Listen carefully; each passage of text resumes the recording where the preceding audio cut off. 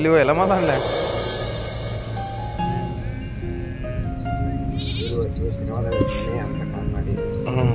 ఆడలు ఎంత ఇప్పుడు ముగ్గురు తీగి ఉంటుంది ఏ మంది ఉంటుందా ఒకసారి చూద్దాం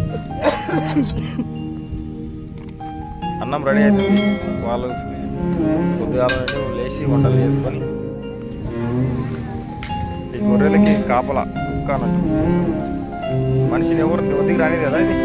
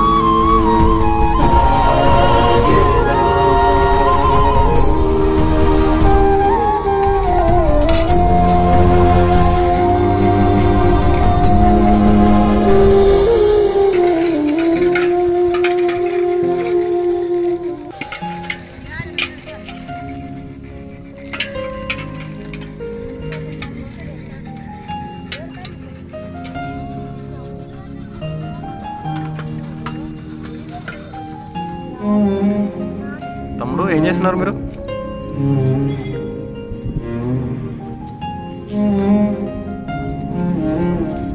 ఏం చేస్తున్నారా మీరు ఇది చూపి సార్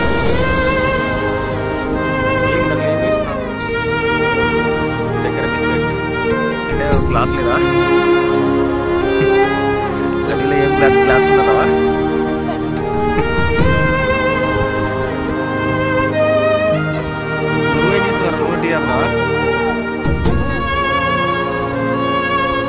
చూడండి వాళ్ళ గొర్రెల వాళ్ళ అడవిలో మరి ఏ విధంగా వంటలు చేసుకుంటున్నారు ఏ విధంగా పాటిస్తున్నారు వాళ్ళకి ఆహారం వంటలు ఏమి వండుకుంటున్నారు ఒకసారి మనం చూద్దాం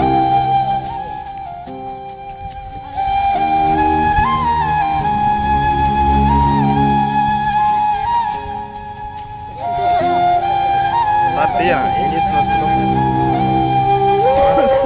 అన్నం పడుతున్నావా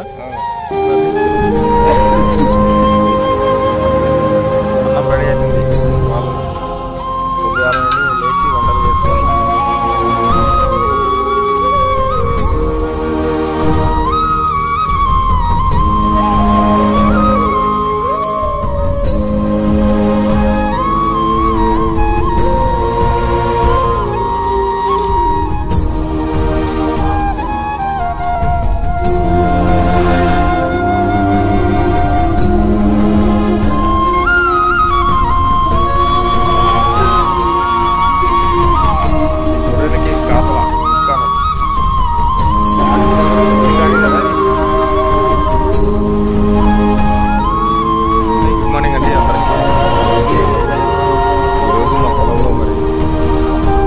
అయితే ఆపిస్తున్నాము